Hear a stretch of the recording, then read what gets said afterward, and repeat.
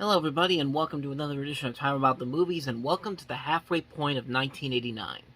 We're at the 4th of July weekend, June 30th, 1989, and we've got 3 movies to look at today. 2 that are not as memorable as most people would think, but one that is memorable, especially for me, because it's one of my favorite movies of all time. But we'll get to that one when we get to that one. But let's begin with the biggest new release that came out this weekend, and that was The Karate Kid Part 3. The time has come when a student must question. I know you don't believe in fighting, but this isn't exactly fighting, you know? Not exactly ping pong either. When a teacher must let go. Miyagi always train you, but for tournament, cannot. When a conspiracy is planned. You said that if I beat this LaRusso kid in the All-Valley tournament, that you give me 25% of your new dojo. When a trap is set. You know how to front sweep? Not really. Do you know how to sweep? Of course. Or like this.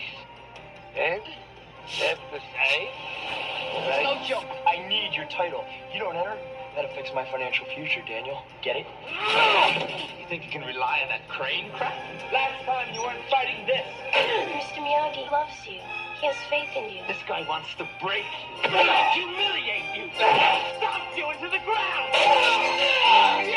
I'm sorry if you don't like it, but I got problems, and if you're not going to be part of the solution, don't give me a hard time about it. Now, the man must make a choice, and the kid must become a man. You are going to defend. You're getting in that ring. What am I doing? First he suffers. Then he suffers some more. Ralph Macchio, Pat Morita, a John G. Avildsen film. The Karate Kid, Part 3. Yeah, coming off the last 2 Karate Kid movies, which were gigantic hits in 84 and 86, especially the last one, The Karate Kid Part 2, which actually made more money than its predecessor did, this was a major step down from the previous 2 movies, largely because it basically just rehashed a lot of elements that the Karate Kid movies had already done beforehand. I mean, the main villains are basically the same guys from the first movie. The situations are basically the same thing from the last couple of movies. There's no real sense of danger in this one. Like in The Karate Kid Part 2, there was a legitimate sense of danger and intensity of whether or not Daniel was going to actually be able to get through what he was going through in that movie. But in this one, it just felt like they were just making a sequel to just make a sequel. It's a movie that suffers a lot from sequelitis. And, yeah, everyone pretty much forgot about it, which is interesting because this is John D. Avildsen, who also directed Rocky, and Rocky 5 the next year would have kind of a similar impact, similar situation to what the Karate Kid Part 3 had, in terms of rehashing the same stuff from the previous movie, definitely being a major step down from the previous movies. But, yeah, Karate Kid Part 3, it's not really a bad movie, honestly, but it's definitely a major step down from the last 2 movies. This is a movie that's just kind of but it suffers a lot from sequelitis. I mean, I would say it's the worst Karate Kid movie, but the next Karate Kid that came out 5 years later definitely would change that, but we'll get to that when we jump into 1994. So, that's my thoughts on The Karate Kid Part 3. Let's move on to the next movie, and that is Dennis Quaid starring as Jerry Lee Lewis in the biopic Great Balls of Fire.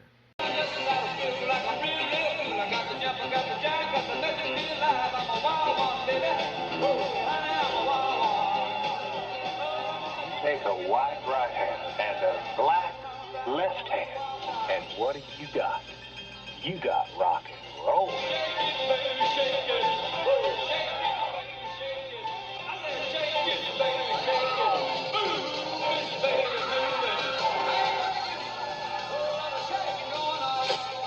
I am the king. I am a God-given talent. Well, this here is my cousin, Jerry Lee Lewis. You'll probably know him from that blasphemous shaking song.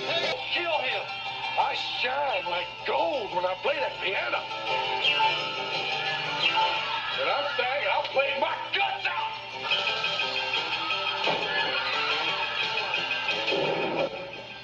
I am Jerry Lee Lewis. Goodness gracious. Balls of fire. Well, if I'm going to hell, I'm going to play piano. Well, I mean, to the movie's credit, Dennis Quaid really gets into this role of Jerry Lee Lewis, and he's actually one of the best things about this movie, him and Winona Ryder, but the rest of the movie itself is just kind of your typical generic biopic. They try to romanticize something more controversial that this that should have been presented here, but it's not really it's not a bad movie. It's just mostly a forgettable movie. It's a movie that I think could have been done a whole lot better if they had just picked a simple route that I wanted to go to. But other than that, though, this is just a pretty forgettable movie. The only thing that really makes it memorable is the fact that Dennis Quaid really gets into this role. He's really good in this movie. So is Winona Ryder. But other than that, though, it's just kind of a forgettable piece of 80s nostalgia, kind of. I mean, it's about as generic of a biopic as you can get. That's trying to be too safe, a little bit too marketable. But yeah. The only thing, like I said, the only thing I can really say about it is that I like Dennis Quaid as Jerry Lee Lewis.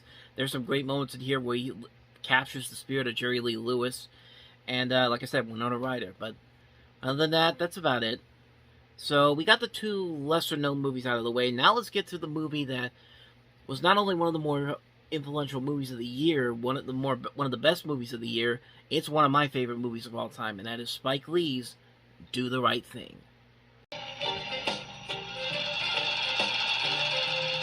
Ooh-wee. It's gonna be a scorcher today. Universal Pictures presents a new film from Spike Lee. Good morning, Miss Mother Sister. Now, Mookie, don't work too hard today. The man says it's going to be hot as the devil. I've been here 25 years. LaSalle's famous pizzeria is here to stay. Trust me. Mookie, the last time I trusted you, we ended up with a son. No, you can't stand it. You can't stand it. Hey, Sal, I'm looking to brothers for the war here. You want brothers on the wall? Love. Get your own place. You can do what you want to do. What I tell you about that noise? What I tell you about them pictures? You got some brother talk to him. You the man. No, you the man. No, you the man. No, you the man. The first time you turn your back, boom. Right here, man, in the back. Y'all take a chill. You like to sign a petition to boycott Sal's famous pizzeria? Hear me, what you ought to do is boycott that no-good barber that messed up your head. And that's the double truth. Rude. Fight the power. Fight the power. On my block, in my neighborhood, on my side of the street. I can't even hear myself think. From Spike Lee, director of School Days, and She's Gotta Have It. Good people, please. If we don't stop this, we can stop it now. We're going to do something we're going to regret for the rest of our lives. Doctor? Come on, what? Always do the right thing. That's it? That's it. I got it. I'm gone. Well, Spike Lee had directed two movies prior to this, School Days and She's Gotta Have It. This is the movie that really put him on the map. This was the movie that garnered the most critical acclaim, is considered by many as one of the best movies of the decade, one of the best movies of all time, and it's also one of the most influential movies of its time. And like I said, it's one of my favorite movies of all time.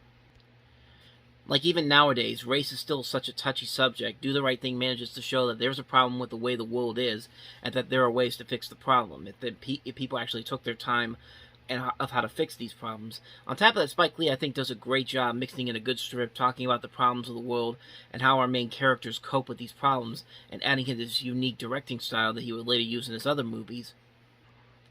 The dialogue feels very real. It's not afraid to speak the truth. It uses language that is common even to the world today. Like, take the scene where Mookie and Pino are just talking over a machine and just having a conversation. It's fascinating to listen to, and it feels like an honest conversation that you would hear in real life. I like that Lee also creates very, very likable characters that can be seen in real life in this movie. In this film, there are no real bad guys or good guys. They're all regular people. Mookie is one of the film's strongest characters. Unlike other people, he thinks about things before he does them. He's aware of the problems in Brooklyn. And when he realizes that something bad is about to happen, he'll, as the title and one of the other characters played by Ossie Davis puts it, do the right thing. The rest of the cast of this movie is great. You have Danny Aiello, Ossie Davis, Ruby Dee, Bill Nunn, Rosie Perez, Giancarlo Esposito, John Turturro, Samuel L. Jackson has a cameo in here, as does Robin Harris and Martin Lawrence. Just a great cast coming together for this. I like the visual style that this movie also has. Right from the beginning of the movie, where you have the opening scene where Rosie Perez is dancing during the opening credits, you can already tell you're in for something really special when it comes to this movie. I also like how the movie, it makes you question stuff. Like, it makes you question things that are going on in there. especially towards the end of the movie, which a lot of people even still question to this very day. There are still people that ask Spike Lee whether or not Mookie did the right thing or not, and I've gone on about what I thought about it. I personally felt like he was doing what he needed to do. Yes, Mookie realizes that there will be no good in going in after Sal, because if Sal and her sons had died, that would mean more trouble for the town and for the community. By throwing the trash can through the pizza shop window and luring the people to destroy the shop, he saves their lives, which in turn may have destroyed the pizza shop, but it saves their lives as well. It's like when a town has a huge tornado and your house is destroyed, but when you find out your family is alive, that makes up for it. A building can be replaceable, but a life isn't. That's how I saw it. I thought Mookie did what he had to do, and in turn, I thought he did the right thing. That's just how I saw it, and I know a lot of people have theories about whether or not they still is if he did do the right thing. And like I said, even Spike Lee has had that question asked of him a number of times, but that's just my thinking about it. It might not be what he was thinking, but that's just my theory about it. But either way you look at it, Do the Right Thing is a very important movie that still has a lot of subject matter that appeals to what we go through, what a lot of people go through today, and a great one as well. It provides a lot of entertainment value over a very touchy subject, mixes in great characters, a good story, a thrilling climax, and a really unique visual look that's just, it stands the test of time. Like, it's still a movie that still holds up to this very day. It's still a powerful movie where the issues can still be looked at even today. It's a great movie. It's Spike Lee's best movie, no question about it. It's also one of my favorite movies of all time. Spike Lee's Do the Right Thing. That's one of those movies you have to see, man. You just gotta see it. And on that note, that's going to wrap up this edition of Time About the Movies as we continue past the halfway point of the year.